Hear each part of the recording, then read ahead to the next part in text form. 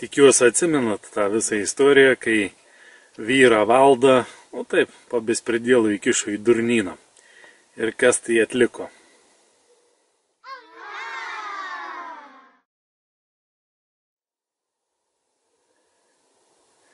Tai va, toks kolonų bananijos šakių emiratas, neramumai ten vyksta. Taip sakant, policajtūrai irgi jau ne pirmą kartą ten kažkokie neiškumai. Tai siūlyčiau pasidomėti. Čia tokia informacija nukrito, šarka pašnibždėja. Siūlyčiau pasidomėti ten bedirbančių, tuo pačiu, kuris atvyko sulaikyti vyrą valdą, to policajam tokiu. Čia B inicialais. Česka toks, kaip aš įsiaiškinau, galimai pavardė Besarabovas, kažkoks, kaip jis su Besarabija surišta, nežinau, bet pasidomėkit ten dirbančių tokie Česka Besarabovo, jo dabartinių statusą. Ar kartais jis nėra už ką nors įtariamas ir bus teisiamas, ką?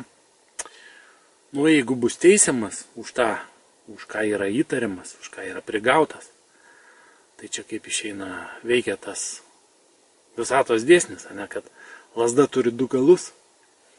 O nuo savęs pridėsiu, kad visi tie apsirengę uniformom ir vaidinantis policajus, nesvarbu, kur jie stovėtų, keliuose ar aukštose kabinetuose ant aukštų platformų užsilipę.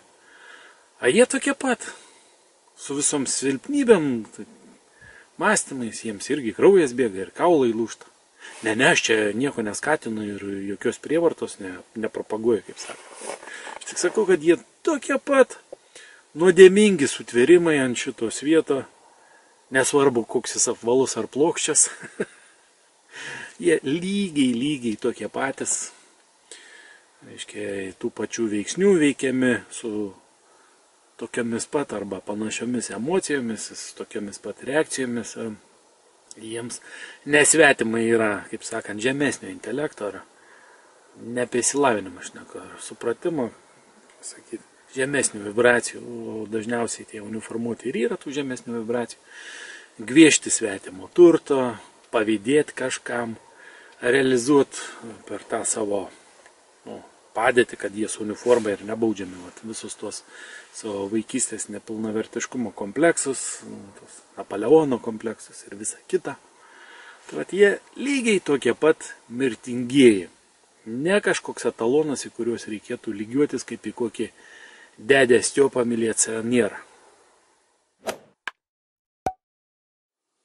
Pabaigai belieka pridurti tik tai, kad aš turiu nemažą tokią įrodyminę bazę su įvairių liudininkų parodymais, su konkrečiai filmuota medžiaga su manim patimi. Reiškia, kur akivaizdžiai matoma ir, kaip pasakyti, užtenka įrodymų tiem, kad uniformuotieji ir neuniformuotieji, kurie apsirengia civiliais rūbais, bet jie vis tiek yra uniformuotieji ir turi pažymėjimus, sakykime.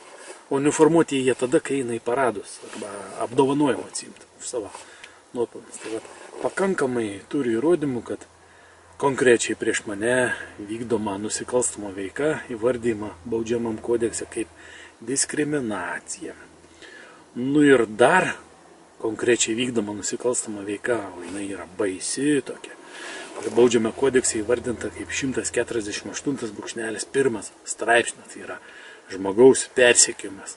Nors visi uniformuoti ir sistemos kontoros visomis 4 neigia tiek raštais, tiek žodžiu, tiek parodydami savo veiksmai, kad ne, mes čia tavęs tai tikrai nepersekiam. Tai viešai pasakau, kad yra vykdoma mano diskriminacija ir mano kaip besinaudojančio žmogaus status ar žmogaus teisinių santykių subjektų žmogus persekiojimas iš sistemos pusės, konkrečiai per uniformuotosius arba dirbančius tai struktūrai, tai teisėsaugai vadinam. Tai tiek ir norėjau pranešti.